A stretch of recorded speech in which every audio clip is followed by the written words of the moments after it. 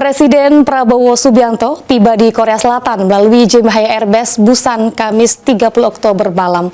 Prabowo akan menghadiri rangkaian kegiatan KTT APEC 2025 yang diselenggarakan di Yeongju pada 31 Oktober hingga 1 November 2025.